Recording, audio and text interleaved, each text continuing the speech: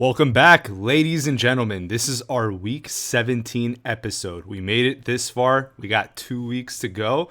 And first things first, we're going to kick things off with previewing the week 16 Millymaker winner. But before we do that, I'm your host, AndrewDFS. This is the official week 17 DraftKings lineup builder, where we preview last week's Millymaker lineup and dive into lineup strategies for week 17. Go check out FFMetrics.com if you haven't done so already.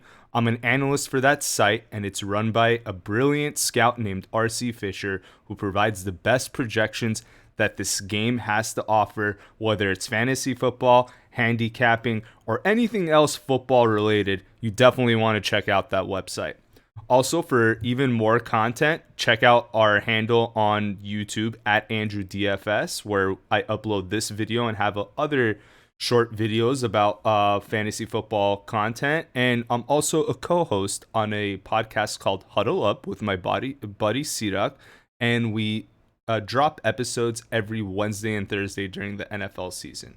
So without further ado, let's dive into the winner of the Week 16 Millymaker, Steven 624 3103. Congratulations, you are the winner of $1 million, and you did so with only two. That's right, two lineups. Incredible. So for those of you that are not familiar with the Millymaker contest, you can submit up to 150 lineups, but this dude submitted only two, and one of them ended up winning the top prize. That's incredible. I love it, and it gives us hope.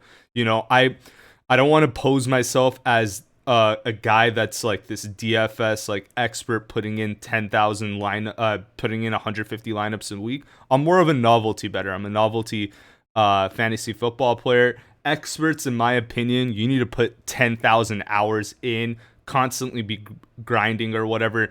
This is more of a part-time job or hobby for me, as opposed to someone that's more serious, and I don't want to, rub people the wrong way. So I want to call that out from now. I'm definitely up in the 1,000-ish hour range between fantasy football, betting, whatever. I think I got some ways to go before I can call myself an expert. But definitely the biggest thing that sticks out to me here, and we talked about it, is the Flacco, Cooper, and Njoku stack. When we were previewing all the cheap QBs, we pointed out that Flacco was our favorite option, and that's because you're going up against a Houston pass defense, which is leaky.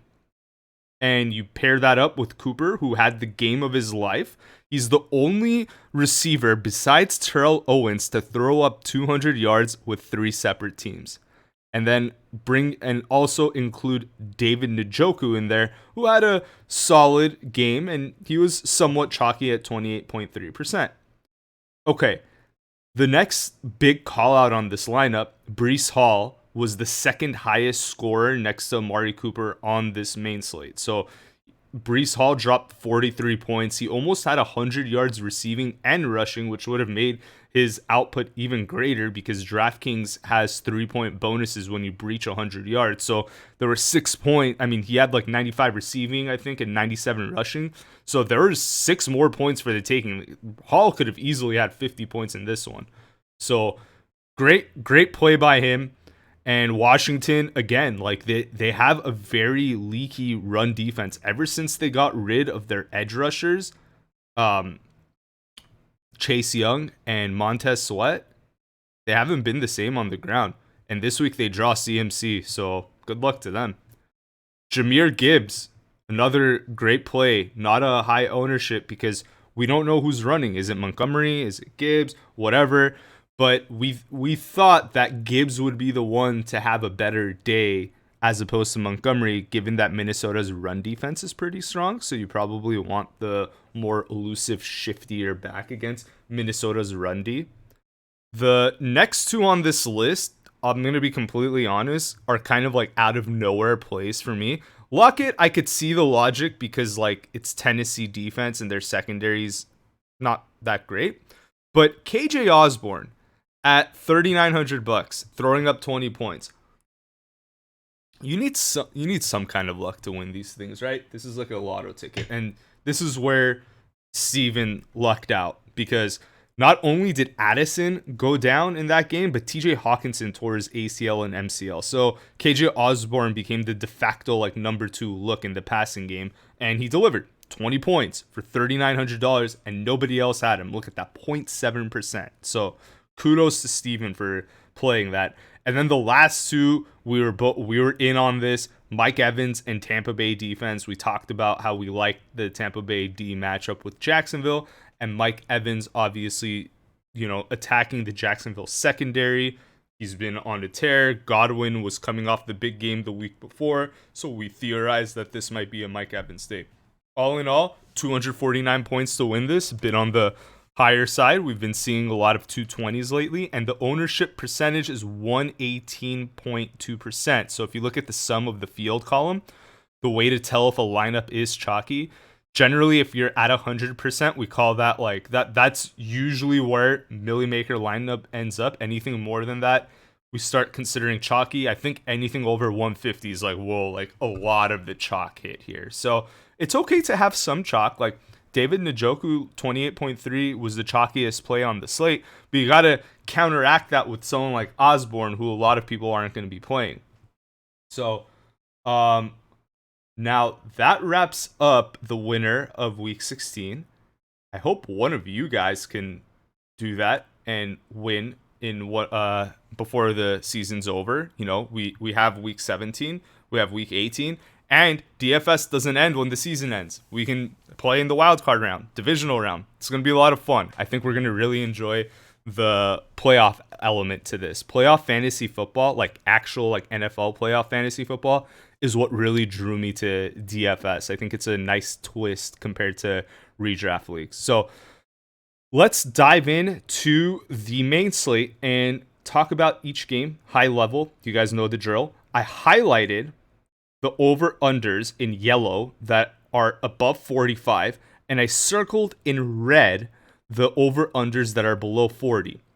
For those of you that are newer to the podcast, that basically means if you expect a high score, then probably you want to play the QB, receiver, tight ends, pass catchers. Lower score, you might want to lean defense, stay away from the receivers maybe, and the quarterback, maybe play the running back in more of a ball control type of game. So that's the general high level logic. Doesn't have to always work out that way, but that's generally how people like to think about it, just a rule of thumb. I also circled in blue the ticket count for the Raiders. So what I also like to call out each week are public dogs. Public dogs generally have a really bad track record of like covering or even hitting. So this week, in this slate at least, Raiders fall in that category. And it makes sense. They're 4-point dogs on the road, and they're coming off 2 primetime performances where they waxed the Chargers and beat KC in Arrowhead. So how are they dogs on the road? Doesn't make sense. That's what Vegas wants you to think. Vegas wants you to bet that line. So anyways, let's go game by game. Dolphins, Ravens. Ravens -3, over under 46.5. Lamar Jackson usually folds under pressure, but that's usually in the playoffs. He's not great in the playoffs, but he's good in the regular season. The last time these two met, there were absolute fireworks in this game, where I think Hill went crazy in the fourth quarter. I think Hill and Waddle were both over 150 yards. Now, there's no Waddle in this game. It's just Hill. And you have the Ravens on this crazy high. They just beat the team that everybody thought was going to make go to the Super Bowl in the 49ers in their house. Usually teams that win on the road Monday Night Football, and they were the last game of Monday Night Football, come out flat the week after. So as a bettor, I would play the Dolphins +3 here. As a DFS player, I think you really need to consider Tyreek Hill in this if Anthony Hamilton is out. So Anthony Hamilton's the safety for the Ravens.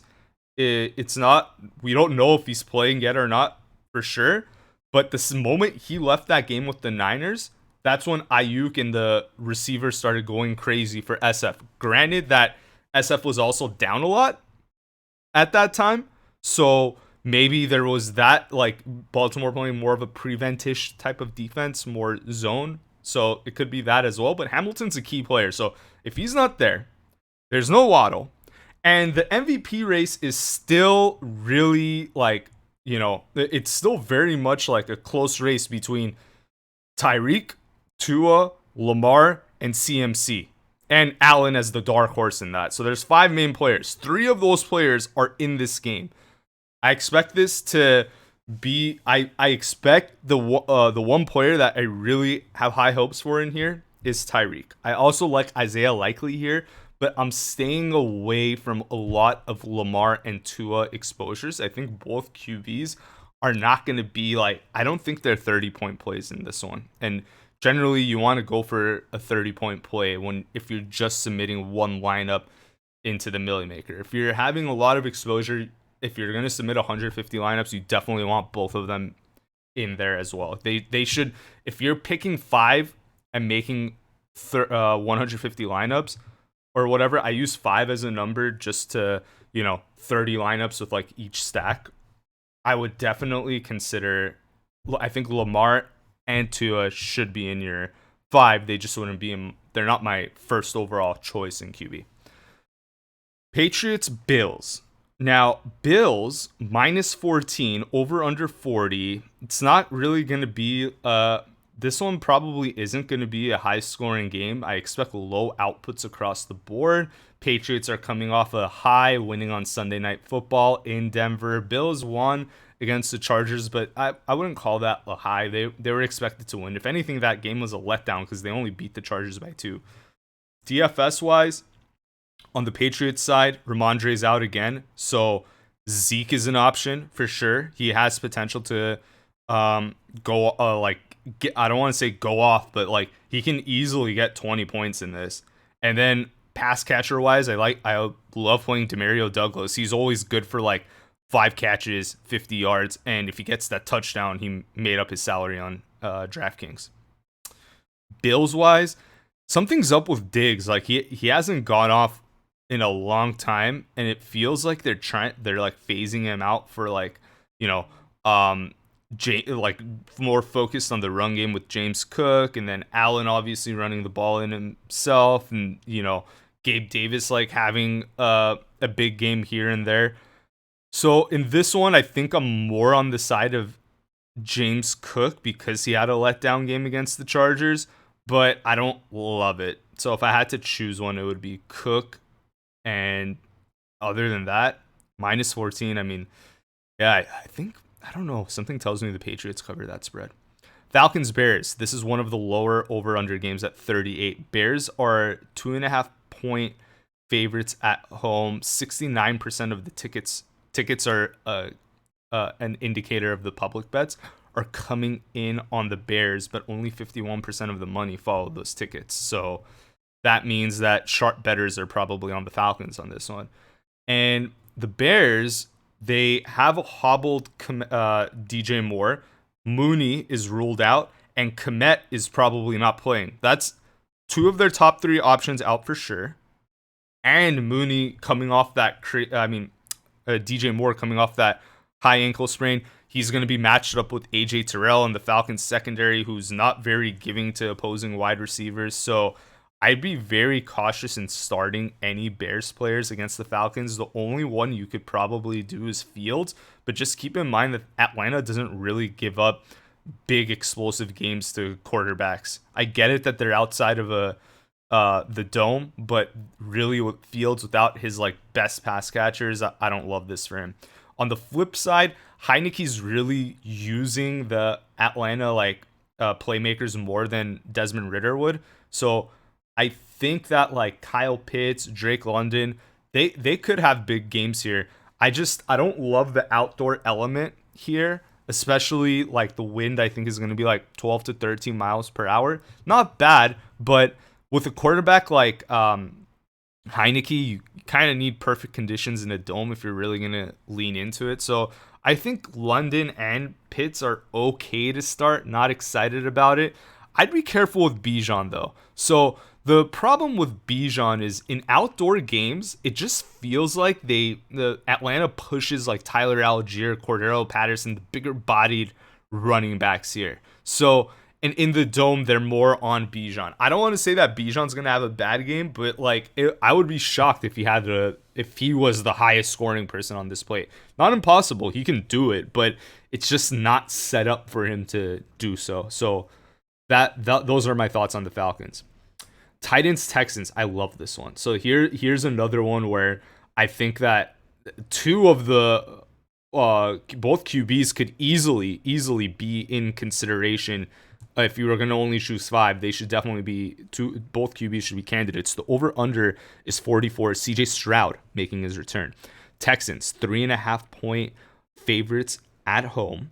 Will Levis is playing. CJ Stroud is playing. This is the first matchup where we get Levis versus Stroud. Maybe a matchup we're going to see for years to come in what's going to be a division that has a lot of great young QB talent besides Trevor Lawrence. But what I love here, what I love in this game is that Hopkins is coming home to Houston and he didn't do that great. I mean, he was basically shut out of the game before. And Titans basically are playing for nothing now. So, yeah, I think they're going to really force the ball to Hopkins. And to make matters worse, the Texans are missing a lot of key defenders this week, including, I think, Will Anderson probably isn't going to play. Their rookie edge rusher that they took third overall. And they're missing a couple other pieces on the D-line. And on top of it, they played 90 snaps against the Browns last week. So, I apologize, sorry. They played 82 snaps against the Browns, which is really high. If you're 80 or higher, it's generally the defense gets tired. So for that reason, I think Levis and Hopkins is a great stack. If you wanted to go safer, you can go Stroud, Collins, Woods. You know, they're all three of those are great plays. Everyone here is playable. There you can, you know, with the Titans though, I think I would just stick to that Levis Hopkins. Something tells me that's gonna hit this week. That's one of my five. So and for Stroud, I like it. I mean, I like this matchup for him. Texans secondary is bad. Titans secondary is bad. That 44, I feel like it's too low. That should be like closer to like 46, 47, something like that. Okay, next game, Raiders Colts. So we talked about how the Raiders are a public dog. Don't love that. 42.5 over under. 4-point favorites at home are the Colts, who are coming off an embarrassing loss against the Falcons.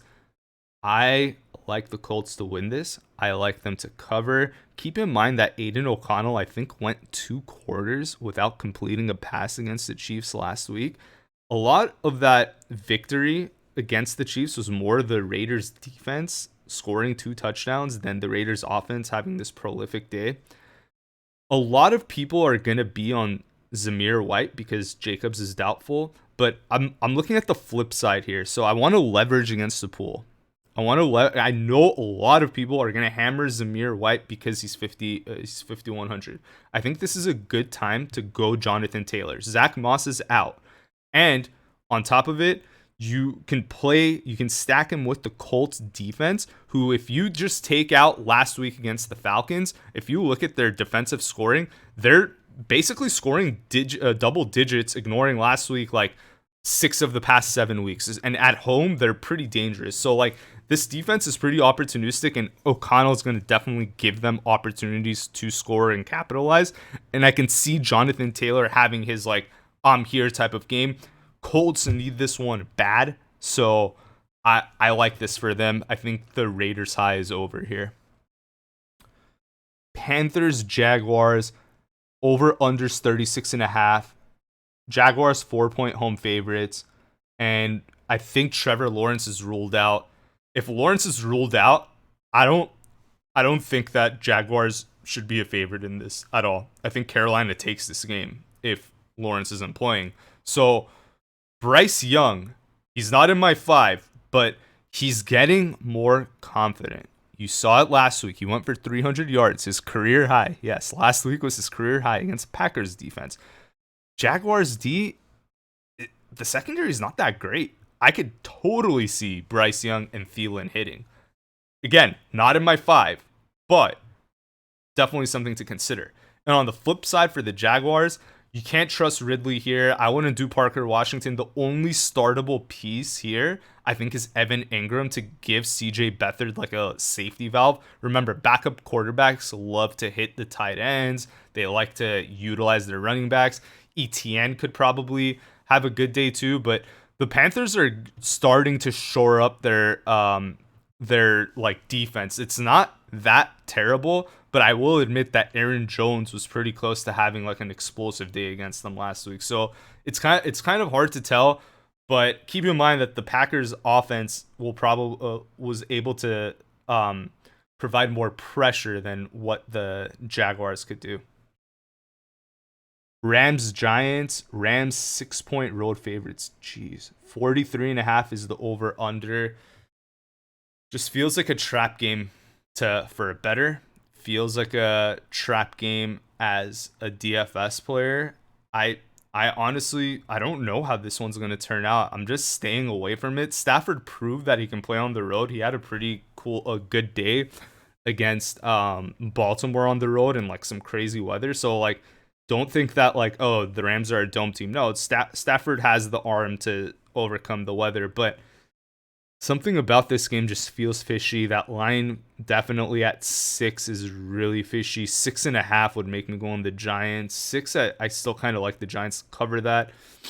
But DFS wise, I mean, if you want, do it. If you want to go Stafford, by all means. But I'm not jumping out of my seat for it.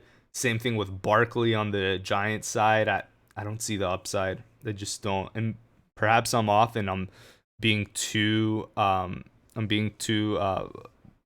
bearish against the Rams offense, but I don't know. Something about that game just doesn't sit well with me. Next one. Cardinals Eagles. This is one of our higher over unders.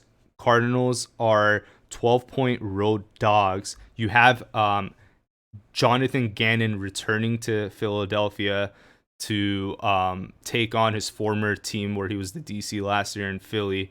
If anyone knows how to stop Hurts, it's probably him. But really, like the Arizona offense is real like efficient against. If you want to pass, if you want to run, like Arizona will open that up for you all day. So I don't think Hurts and Brown or even Hurts and Devontae is a bad stack. They're not in my top 5 that we were talking about, but I would consider them just given that Arizona's so bad. Obviously, DeAndre Swift has some upside here as well.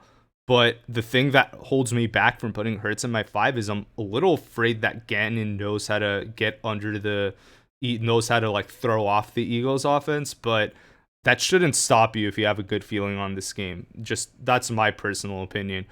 On the Cardinals side, I think Kyler's startable. Eagles are giving up a lot of explosive performances to quarterbacks. I think they're one of the worst in the NFL when it comes to that. I want to say they've given up at least 4 games of 30-plus point DraftKings performances to quarterbacks. The next highest is Tampa Bay. So that I would be a little bit careful of. But Cardinals are missing their best receiver in Hollywood Brown. So if you're going to play Kyler, I like McBride as a bounce back candidate this week. There were a lot of times in that game against the Giants on Monday where like Waller was running like wide open and Eagles couldn't cover him. Darius Slay's going to be out too. Like I think Dortch is an option, but Kyler has never really looked Dortch's way. Like he doesn't target Dortch the way that like the backup QBs would. So for that reason, I'm more on McBride than Kyler. So I think a Kyler, AJ Brown, and McBride like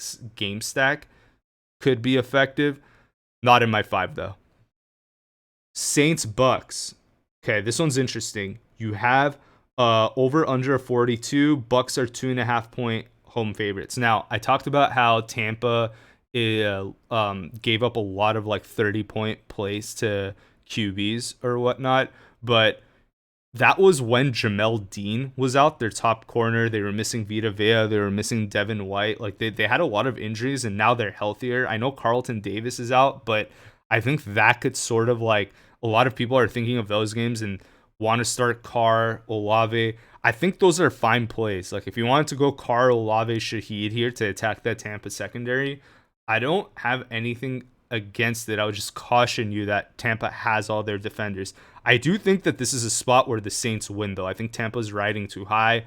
This is the Saints' last stand. Saints lose this, they're out. Tampa wins this, they won the division. So this is a big game, and I can see the Saints winning. I just, from a fantasy football perspective, I'd be very careful in going with a Olave Carr stack, and even Mayfield Evans. Like I know Lattimore's out, so that sort of like that Lattimore would traditionally always shut Evans down, but I think that 42 is going to live up to its hype there.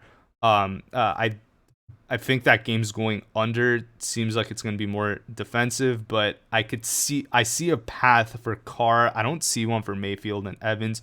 Obviously, Rashad White, any given week you can play him. He's incredible. Love him, but he's now expensive. Gone are the days where he was just a measly $5,000 on DraftKings. Now he's one of the most expensive running backs on the slate. Props to him. He did it. Amazing. Okay. 49ers Commanders. This one's interesting. This is another one that this is the highest over under on the slate, 49.5, and the line is 13.5. So 49ers are 13.5 point road favorites. 49ers, embarrassing loss. When teams have an embarrassing loss at home on Monday Night Football, they come back in the next week and they absolutely go crazy. On top of it, the Commanders played 90 snaps on defense against the Jets last week. So they're tired. San Francisco's pissed. And on top of it, Purdy is going to start. But remember, he had that injury in the game. I think this is a game, and it's going to be chalky, where CMC goes crazy. This is CMC's game. And on top of it, he's in the MVP mix. So I could see like Brock Purdy's completely out of it. There's no way after that 4-pick performance, there's no way that Brock Purdy's winning MVP. But CMC could still very much do it. So I could see Kyle Shanahan really designing the game script towards him to help him try to get that MVP. Steelers, Seahawks. We have 41's the over-under, -4. Seahawks are favored by 4. I think Steelers are kind of on a high with that Mason Rudolph victory, but the public's pouring in on Seattle. Yeah, I'm with the public on this. I don't think the Steelers are that great of a team. The 12th man, I think, will give Rudolph problems. I think a lot of people are going to go Rudolph Pickens here, but really in this game, like I don't see anybody really that can explode.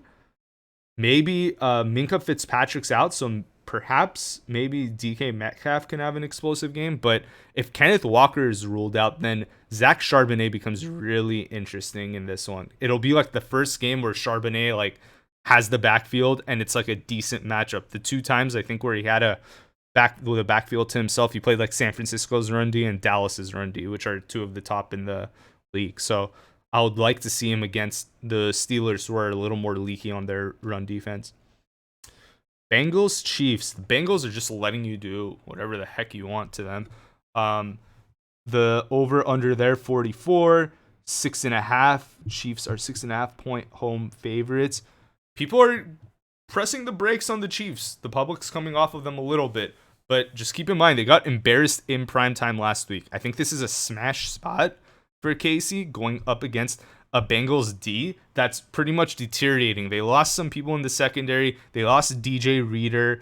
And you're seeing this defense that was really good when the season started, starting to fall apart. So I think Mahomes should be in consideration to be in year 5. And you can stack him with Rice. You can stack him with Kelsey. Or a crazy one, Richie James, who was the slot receiver for the Giants last year, who came on around this time. He started playing really good. You saw Mahomes try to push the ball to him more and more. I think he's just so frustrated with his receivers that you could just see him try different things. And Richie James is a pretty, he's a decent slot receiver. I think he can, he can easily, break one goal, take it to the house. So, yeah, I love him as, a low budget, out of nowhere guy this week.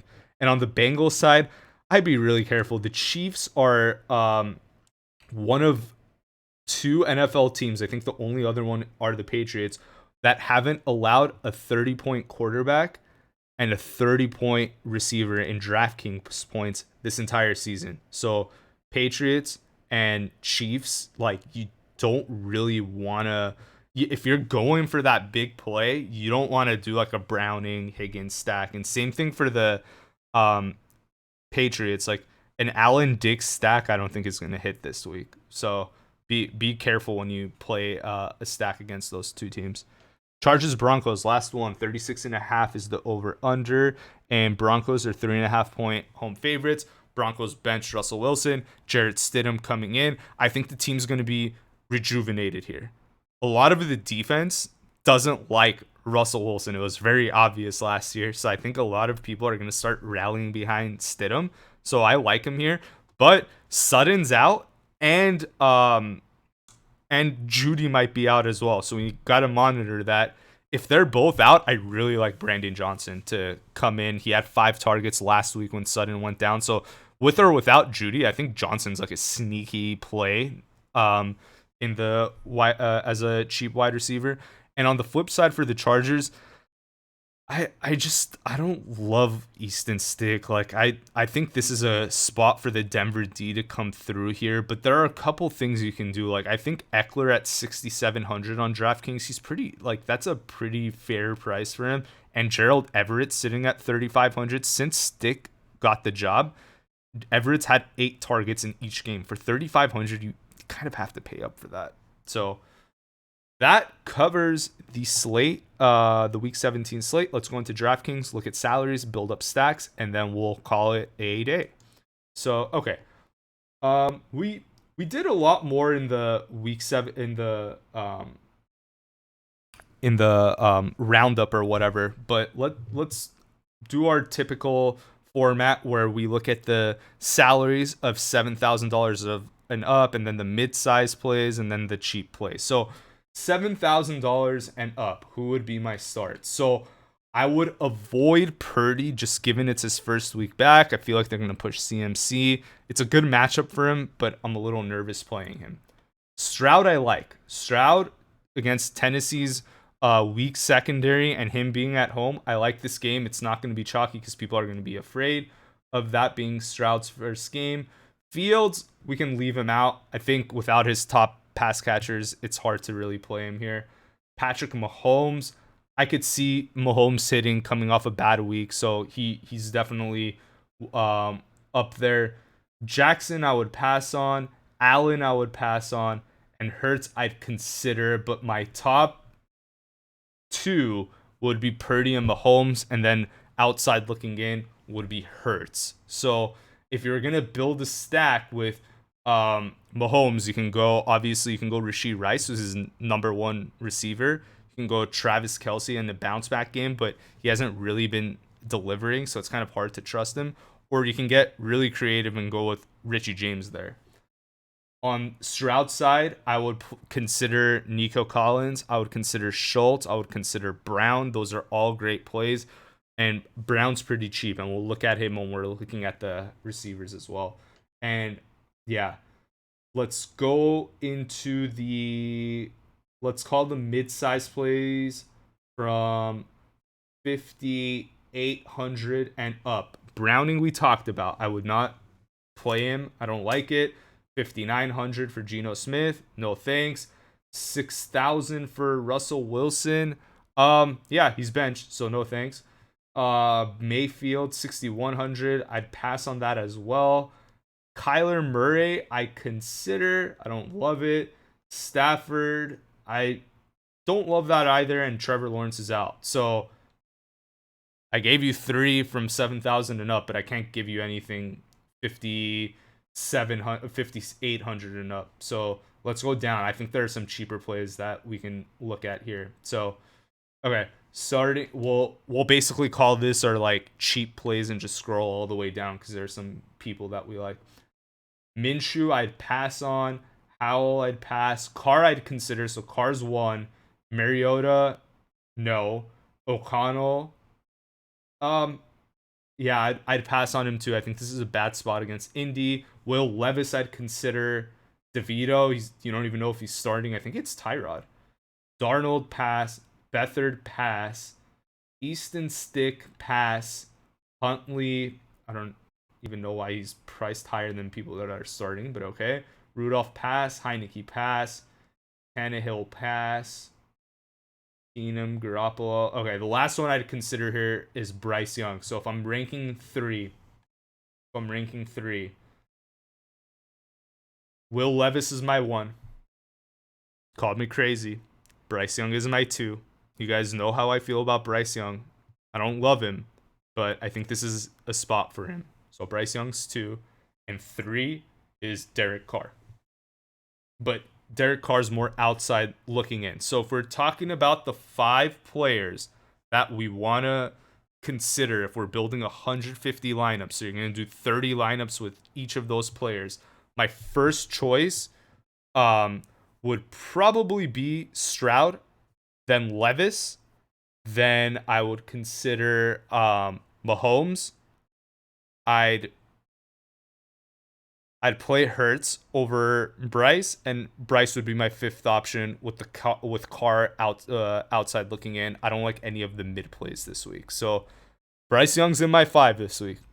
Pretty crazy. I'm either gonna look like an idiot or a genius, but I see something in him. I think he's starting to get confident, and that Jaguars secondary is not that great, so he can take advantage of it. Okay, running backs. Okay, CMC 9600. He's one of the players, like, he's in MVP discussions. He's gonna get pushed. You have to consider him. So he's definitely in high consideration. He should definitely be considered highly in your lineup. So we'll draw the line at 7,000 and up. Kyren, I'd pass on. I don't feel like he's gonna have a great game against the Giants. Something about that game just doesn't feel shaky. Like, I'm kind of spooked from it, but I don't really have any great logic behind it. Giants don't really allow, like, I know they let Swift go crazy on them, but they don't really allow big games to running backs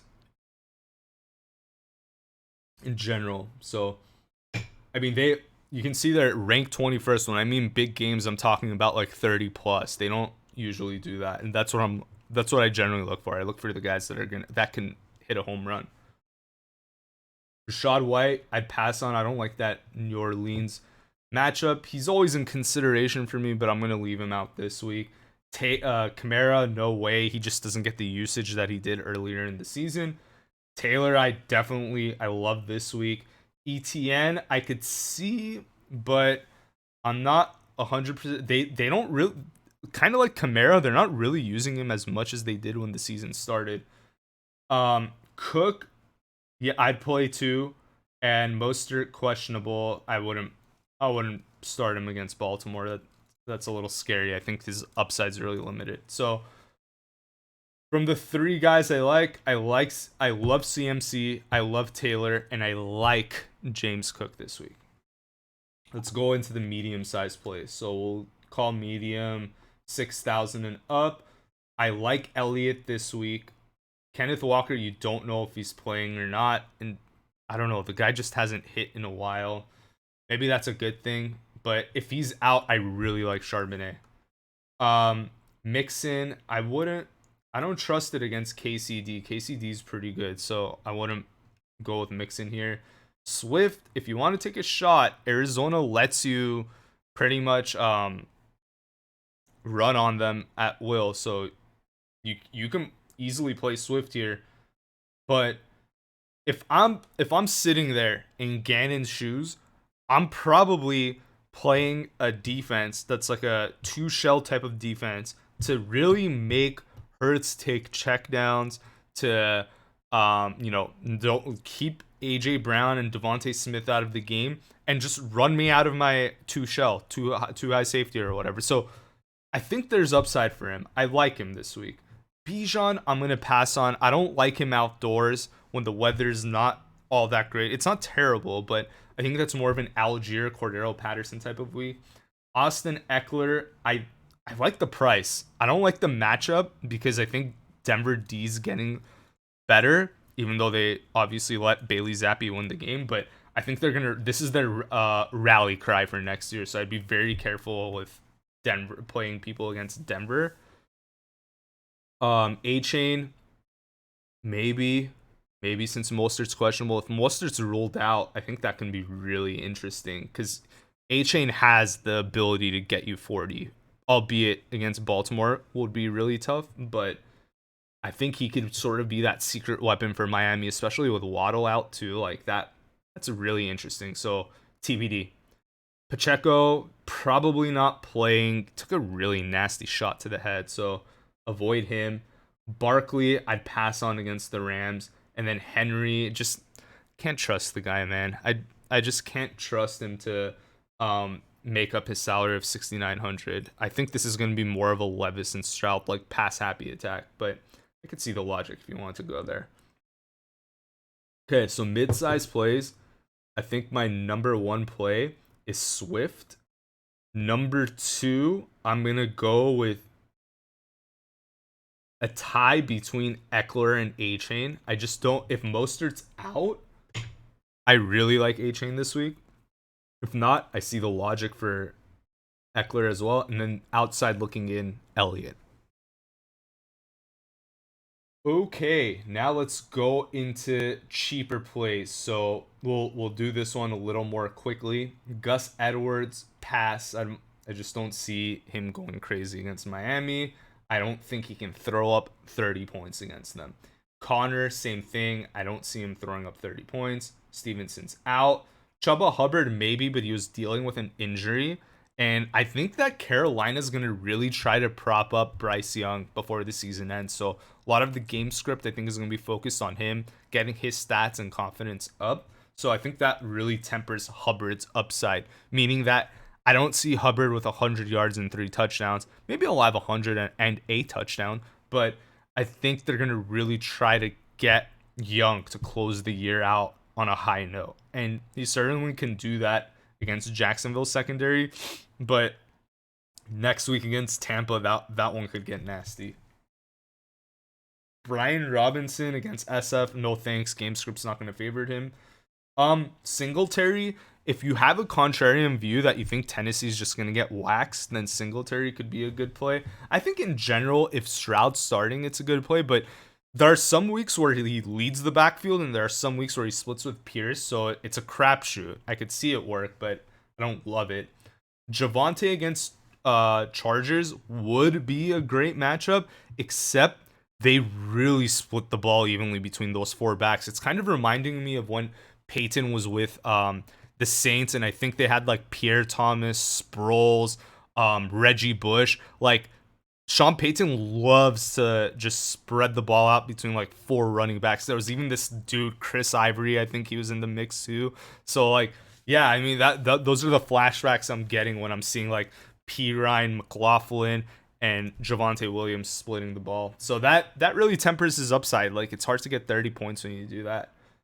Jalen Warren, again, it's sort of crapshoot. It's a good matchup for Warren and Najee. Najee gets he gets a decent amount of touches compared to Warren, and Warren's more expensive, but those two sort of hold each other back.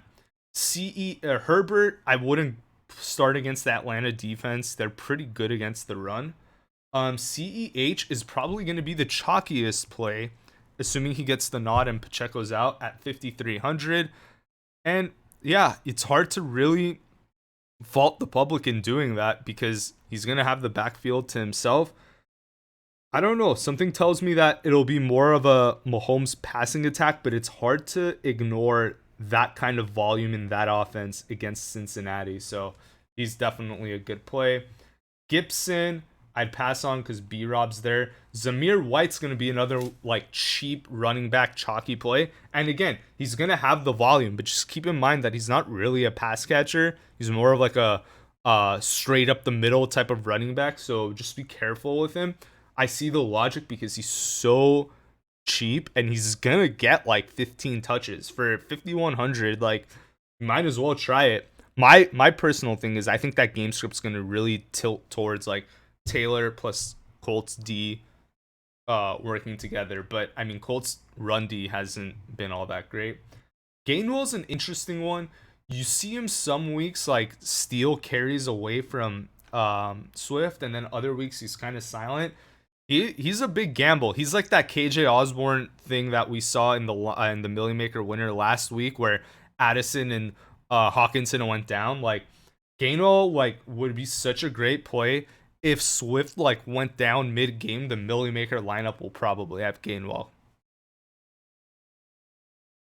Foreman, hard to trust again, and splitting in the Chicago backfield against Atlanta. Zach Moss out. Najee, he gets his touches, but it's hard to know like what it's I don't think you can get 30 out of the guy. Is all I'm trying to say. Roshan, you can't trust him because of the split backfield again.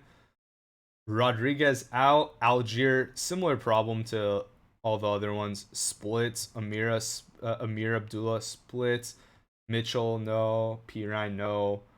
Brown, I wouldn't do. And just looking down here, if anything pops up, Zach Charbonnet. So if Kenneth Walker is out, you want Charbonnet in your lineup. And I think that's all she wrote. Right? Yeah, nothing else here for us. Okay. Receivers. Okay. So Hill, no Waddle, MVP discussions on the line. I like him. If Hamilton's out, I like him even more. So we'll start the expensive plays from, okay, just so we have a full screen, we'll do 7,500 and up. So yes to Hill, yes to Brown, no to Diggs. Cup you can't trust, and Nakua too. You just don't know which one's gonna hit 30 points. And Nakua's kind of dealing with an injury. Cup doesn't look right. I'd rather pay down and get Demarcus Robinson for $4,000 than trust one of these two guys to go for 30. You would only need Robinson to go for like 15, 20. I'd rather bet on that if you're gonna bet anything here. Evans against New Orleans, I could see, but I probably will. I think I'm gonna fade it this week. Allen out, Waddle out, Samuel, yeah, against Washington, but remember Purdy's coming off an injury. Maybe they're gonna try to. Maybe this is more of a CMC type of game. Chase, questionable, probably not gonna play. Pittman is probably playing, but I think that this is more of a Jonathan Taylor day. So from everyone's 7,500 and up, I like Hill, I like Brown, and that's about it. Top two. So let's go down, and our next set will be 7,400 to 6,500. We'll call this like our medium high plays. Lots of receivers, so kind of hard to tier them. We already talked about Pittman, just leave him there. Adams, I wouldn't start against Indy. Smith, I could see the logic in it. Probably would fade it at the end of the day, though. I'd rather go with Brown. Nico, yeah, he's definitely good in a Stroud stack.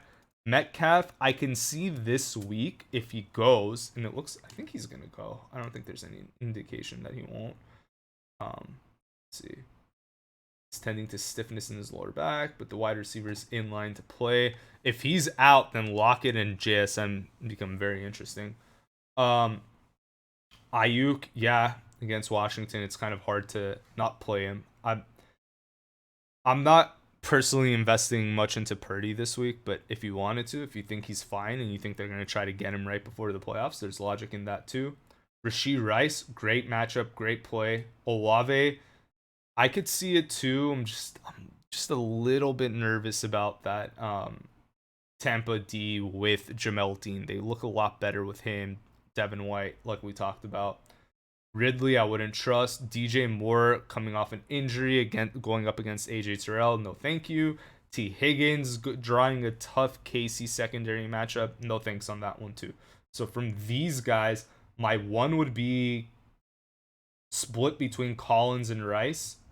I like both a lot, and that's it. I don't like much more. Okay, let's go. So Sutton's out. We're just gonna skip over him. and we'll start from Godwin. We didn't miss anyone, right? Okay. So we'll call this our medium plays. Godwin, no thank you. Hopkins, yes, please. Thielen, yes. Lockett, watch if Metcalf goes out. I think he's interesting. Zay Flowers, I think I'd fade. I don't think he's gonna have two good games in a row like that, and he's probably gonna draw Ramsey this week. If Ramsey's out, Flowers becomes more interesting to me. Gabe Davis, not his type of game.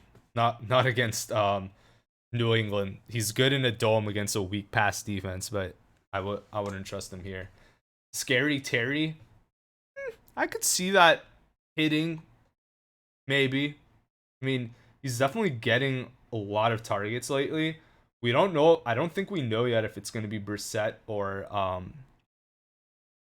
Howell, but you could see like that game where he got 12 targets. That was mainly all Brissett. If Brissett's starting the game, McLaurin's interesting.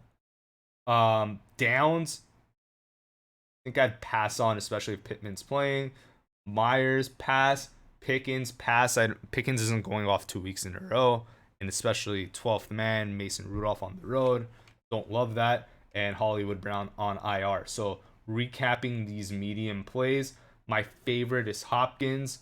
My second would be Thielen, and then third, outside looking in, is Scary Terry. And Lockett and Scary Terry are on the outside looking in. If Metcalf is out, Lockett becomes very interesting. Okay, so we'll start from Noah Brown. So definitely play Noah Brown. If Judy's a go, I like him in this one too. So he's another one.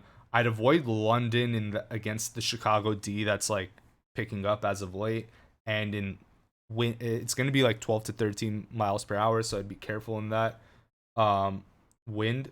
So Deontay Johnson, I'd fade. Palmer's out. JSN, if Metcalf is out, is very interesting. Boyd, I would fade.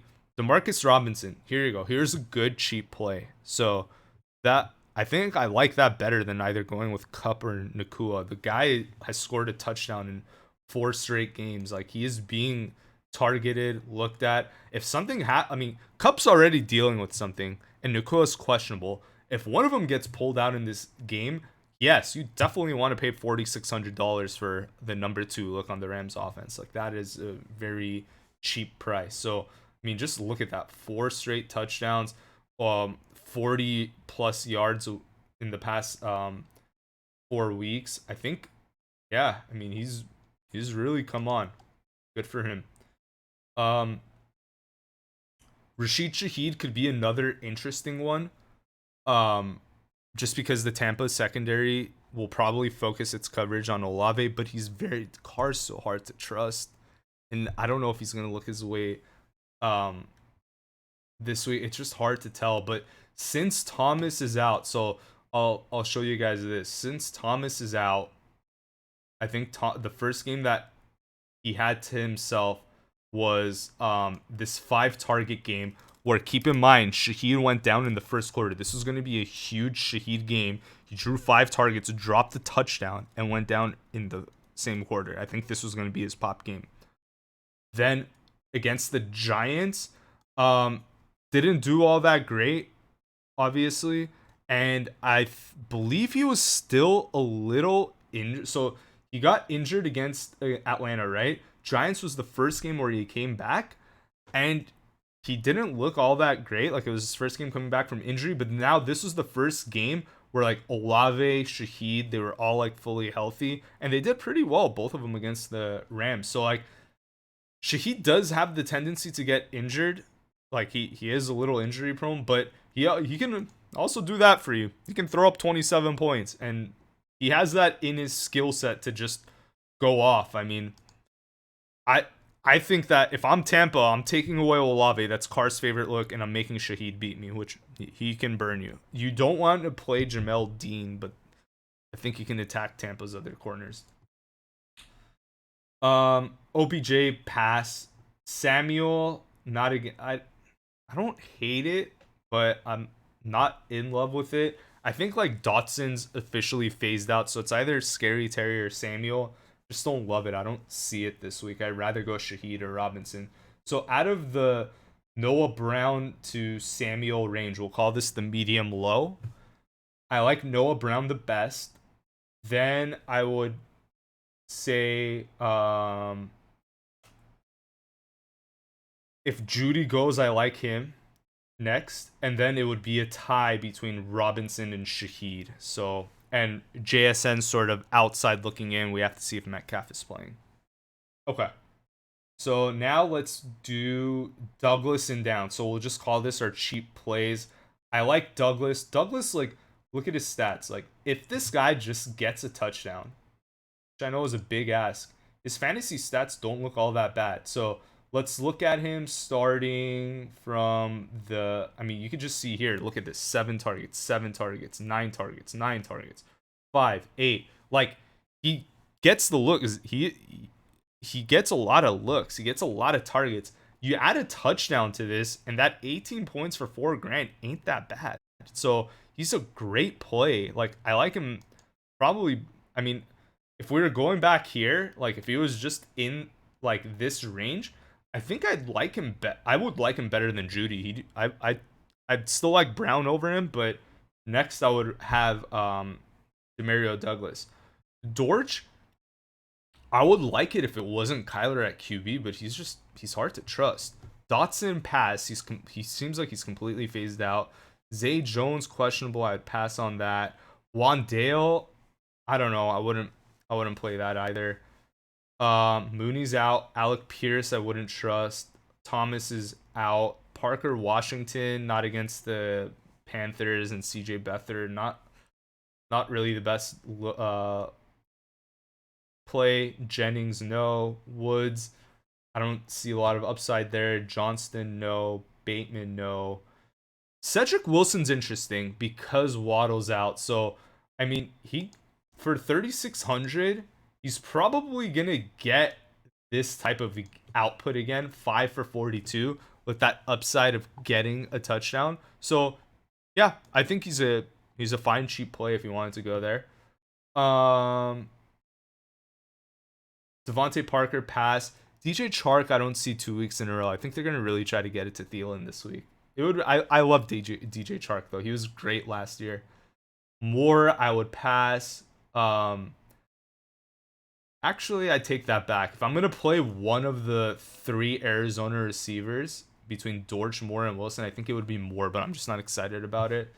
Mingo, pass. Wilson, I'm gonna say pass, but he has upside. Perry, not with Olave and Shaheed in the lineup. Mims, we don't know if he's even playing.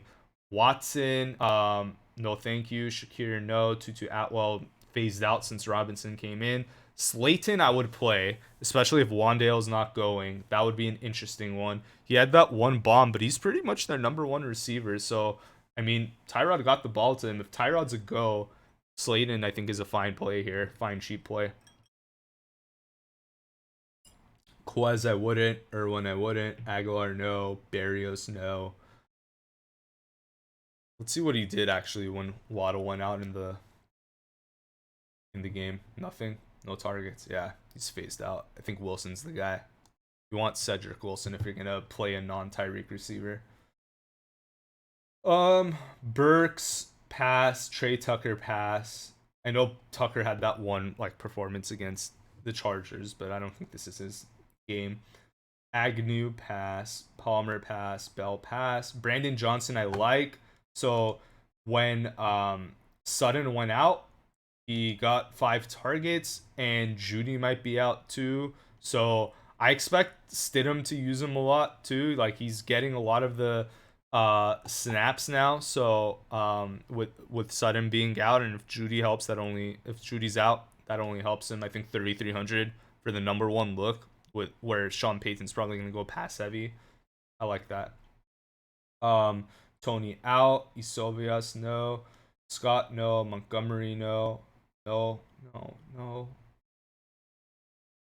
There's nothing else. Richie James at $3,000 is very interesting. Very, very interesting to me, because I think that Mahomes is starting to look his way a lot more. So just check him out. You want to take that risk, and I don't think there's anything else on down here. So these are all the $30,000 guys. Nothing really. Or like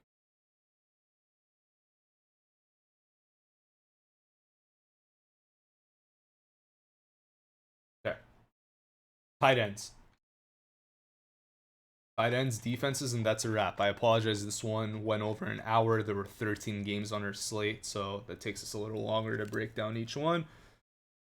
Kelsey, $7,000. So we'll call expensive. 4,600. We'll draw the line at likely. Kelsey, I would pass on. Like he just doesn't make up his salary, man. But he's kind of due for a big game too. So I see the logic. I'm not paying up $7,000. McBride, I like. He had an off game too last week, so I think this could be McBride's comeback game. Ingram, I could see because Beathard will probably throw the ball to him, but his upside's really limited. Kittle, I can't see him going off 2 weeks in a row. I think this is more of a CMC day. Kincaid, not since Knox has been back. He's a hard pass for me. Goddard, maybe that can hit with like Gannon possibly taking away AJ Brown and Devontae Smith. Komet, it's questionable. I don't love it. With him coming off an injury, I don't think he. Let's see his practice reports. Return to practice as a limited participant. Yeah, it's tough. I feel like they're gonna hold him out. The Bears really have nothing to play for here, so it'll be interesting to see them if they push Komet. Like he got a knee injury, so you don't want to aggravate that. Possibly tear the ACL right before the season ends. And then likely I like as well in this matchup. So of the top between McBride and likely, it's almost a tie for me. Those are the two I would go with. If I had to choose one, I would go for likely just because he's $13 cheaper, and I feel like they're gonna end up scoring close to each other. Okay, now let's go for our mid-size plays. So we'll call mid-size Waller to Everett. It's even hard to call that. I mean, that's a cheap play. So whatever. We'll look at everyone in this screen. Waller, I would pass on. Just doesn't look right. Hill, I don't know. He just, yeah. I don't really trust him against. I don't trust his usage. If they had like a really bright offensive coordinator or whatever, kind of like what the Bucks have with Dave Canales, he'd be more interesting. But he's just hard to trust week to week. Schultz, I mean, Tennessee's number one against opposing tight ends, but I think that's more of a fact that like Tennessee's secondary is really trash, so you're targeting their receivers. I wouldn't be scared of starting Schultz, but that does, I mean, there are better options that you can go with. Pitts, I think he looks his way. It's just he's hard to trust. He's hard to trust it outside of the dome. So pass on him. Henry's questionable. Fryermuth, I be a little more interested in because I feel like it's going to be more of a condensed field. The way the Seattle's going to play defense against Pittsburgh. Okonkwo, I trust with Tannehill. I don't trust him with Levis. Thomas, I pass on, and Everett. So what? Like I think that Denver's really gonna like make a statement game against the Chargers. Which kind of sucks because the Chargers had to suffer through that with Vegas. I'm not saying that Denver's dropping 60 on them, but since Easton Stick has been the starter, look at that, 888. So I think this is where Herbert got injured mid-game. At 8 targets, 3,500. It's a pretty good pay down option at tight end. So of this range, I like Everett the best. So what if you want to go even cheaper? Jawan Johnson, I would pass. Tanner Hudson just doesn't like stay on the field as much. He was having something with Burrow, but yeah, he's hard to trust. Higbee, I wouldn't go there. Mayer, no. Auden, maybe as a cheap play. He gets his targets. Last week wasn't there. Let's see the week before. It's sporadic though. I mean, look, he had that 5 target game against Atlanta, 4 targets. Yeah, it's actually forget about it. I wouldn't go there. Knox, hard to trust. Hard to trust him too. Jonnu Smith. Let's see what he's been doing with Heineke. He had 6 targets last week. Damn. So okay, I think Heineke took over against Indy because Desmond Ridder had the um Carolina game. But yeah, I mean, I don't love this for him. Let's see. The other game that Heineke had was this 6. This was Heineke's start too. So I mean, with Heineke playing the full game, you have Jonnu Smith drawing 6 targets in each one. One of them you went for a miraculous he had 100-yard game, which is crazy. But yeah, I mean, at 3,000, I could see this one hitting. I don't think it's the worst play in the world, but I'd rather just pay $500 more and get my for sure 8 targets from Everett. You just don't know. Like Smith could easily give you a donut. But if you're really strapped for cash and you want to like that 500 is the difference between you starting someone you really like. Like I think tight end and defense are the 2 areas in DFS in general where if you like a receiver or a QB and you need to sacrifice anywhere, always look to pay down on your tight ends and receivers because generally, like, even if a tight end explodes, it's like 20 points. Like, it's hard to get a tight end over 30 points. Okie doke. Now we're at, where did we off? Smith. Okay. Werner, no. Dolchich, out. Smythe, no. Tanyan, no. Troutman, maybe with Stidham. I think he's the. If we look at, let me just look at the depth chart really quick. I think he's the. That's the one. He may be the starting tight end now. If I'm not mistaken. Yeah, there he is. Maybe. I don't love it, but yeah, again, like if you need to go cheap, he's definitely an option.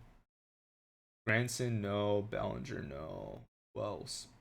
Pant, hard to trust. Parham, I wouldn't go there with Everett.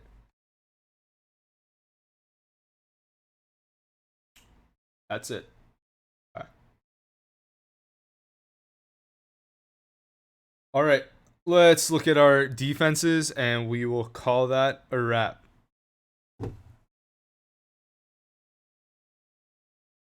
I like 49ers this week. A lot of upside, but you got to pay up. And they should really kick the Commanders' butt. So if you want to pay up, do it. It's probably going to be chalky, though. Eagles, I wouldn't trust that D against Arizona. That one feels fishy to me. Bills, I would pass on to. I think New England's starting to figure it out slowly on offense and be a little careful. Jacksonville, pass. Seahawks, I could see. I would play Seahawks. I trust the Chiefs. I wouldn't trust the Rams on the road. And Bears against Heineke, not my favorite. So of the 3 expensive ones, so we'll go 3,400 and up, I like 49ers. I like Seahawks and I like Chiefs. So now let's look at 3,300 and lower. So I don't like the Bucks against New Orleans. I don't love Steelers. I don't love Titans. I really like the Colts this week. I think this is the Colts week to sort of bounce back. Taylor has a good game. Aiden O'Connell comes down. The Raiders just come down to reality. I think this is their like spot right here. Falcons, I like this one too. I mean, Atlanta's doing really well on defense. For all their offensive struggles, that defense under Ryan Nielsen and all of the people they were able to get by getting Matt Ryan and Julio Jones's contracts off the books this year with Bates, Onyemata, Caden Ellis, they've done really well. Calais Campbell, and they can build on that for next year and hopefully get a quarterback. But I digress, and long story short, I think they're startable, but I like the Colts better. Saints, pass. Texans, pass. Raiders against Indy, I wouldn't go there because I think the game's not going to be in their favor. Chargers, pass, but Broncos I would play. If you're If you think that Broncos are due for a bounce back game, again, I think I think there's gonna be a rallying cry in Denver from benching Russ. I know that's kind of messed up to say it, but I think that's what's gonna end up happening. Um, where are we at? Chargers, Ravens. Maybe they can. If you think that if you're a big Baltimore backer and you think they're just gonna Miami's gonna come out flat, I could see it. Same thing for Dolphins. If you think Ravens are gonna come out flat, I mean those are two pretty good defenses going up against each other, so they can both hit in my eyes. But of the cheap guys down here, let's say like 30,000 down, I like Broncos. I would not do Bengals. I like Panthers at 2,700. That's a juicy one too. Um, Giants, no. Cardinals, no. Patriots, no. Commanders, no. If I had to pick one of these like nasty ones, I would go Cardinals. Um, Around in this range, I would go Panthers, and here probably like Broncos. But again, like if you're in a situation where you want to play CMC, right? And he's 9,600 and you only have enough for 9,200, but you're playing the Colts defense, just drop down. Drop down to the Panthers. It's not a big deal to drop down on defense. Like it's all the defense is all about matchups. You just want to have a good matchup and hope that they get a defensive touchdown. That's all it is. Like paying up here like 4,200, I think there's a good shot that this hits and 49ers get a couple defensive touchdowns, this that. But it's tough. It's not that common for that to occur. So it more likely than not, these expensive defenses don't hit. So what does hit is someone like CMC going up against Washington, who's given up 4 30-point games in DraftKings terms to running backs. CMC's the owner of 4 30-point games himself. Like, that's a good combination right there. That's what you want to hit. And it's going to be chalky, but it's the chalk you sort of swallow in those situations. So that's it for week 17. I hope this video helps you get close to the Millymaker, helps you with any betting endeavor. Just a little tidbit of my advice hopefully will go a long way for you guys. Again, my name's AndrewDFS. Check out FFMetrics.com if you haven't done so already. Best projections in the game.